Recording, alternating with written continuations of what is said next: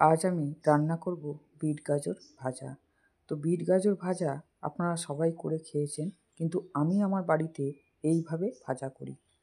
প্রথমে একটা বড় সাইজের পেঁয়াজ কুচিয়ে নিলাম আর 3-4টে কাঁচা লঙ্কা চিড়ে নেব। গ্যাসের উপরে একটা কড়া বসিয়ে বেশ খানিকটা সর্ষের তেল দিয়ে গ্যাস জ্বালিয়ে দিয়ে তারপরে পেঁয়াজগুলো দিয়ে দেব আর কাঁচা লঙ্কা দিয়ে দেব, দিয়ে ভালো করে নেড়ে নেব।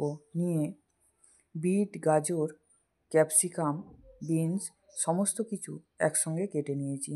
আর 3টে মিডিয়াম সাইজ আলু একদম আলু ভাজার মতো কেটে নিয়েছি। সমস্ত কিছু একদম সরু সরু করে কেটে নিয়ে কড়ার মধ্যে চাপিয়ে দিলাম। এবার একটু নেড়ে নিয়ে পরিমাণ মতো লবণ আর হলুদ দিয়ে দেব, দিয়ে 1 চামচ চিনি দিয়ে দেব। বিট গাজরের মধ্যে একটু মিষ্টি দিলে বেশ ভালো লাগে। তো দিয়ে ভালো করে নেড়ে চেড়ে নিয়ে ঢেকে দেব। বাড়িতে অনেক সময় ম্যাগি আসে, 2-4টে একসঙ্গে রান্না করতে হয়, তখন একটা ম্যাগির মশলা সরিয়ে রেখে দেবেন। আমি সারা বছর ধরে এইভাবে ম্যাগির মশলা রেখে দিই। সেই মশলাগুলোকে যখন বিট গাজরের সিজন আসে আমি কিন্তু এই 1 প্যাকেট দিয়ে দিই। এর মধ্যে কড়াইশুঁটি থাকলে দিলেও বেশ ভালো হয়।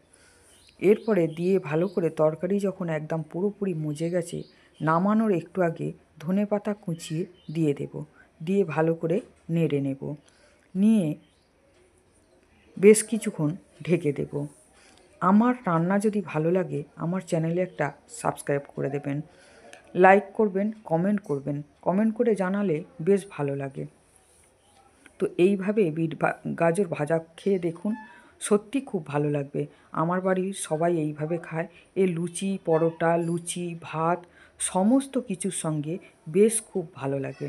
খালি মুখেও খেতে পারেন, কোনো অসুবিধা নেই। এইভাবে করে খেয়ে দেখবেন, খুবই ভালো লাগে। আর যদি ম্যাগি মশলা না সংগ্রহ করতে পারেন, ম্যাগি মশলা বাজারে কিনতে পাওয়া যায়, সেটা দিয়ে তার মধ্যে একটু মাখন দিয়ে দেবেন।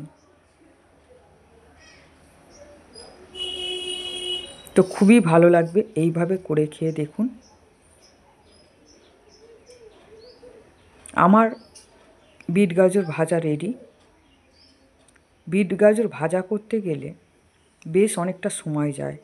গ্যাস কমিয়ে দিয়ে ভালো করে রান্না করতে হয়। জোরে দিলে পুড়ে যাবে, গ্যাস কমিয়ে ঢেকে ঢেকে করে রান্না করতে হয়। আমার বিট গাজর ভাজা কমপ্লিট হয়ে গেছে।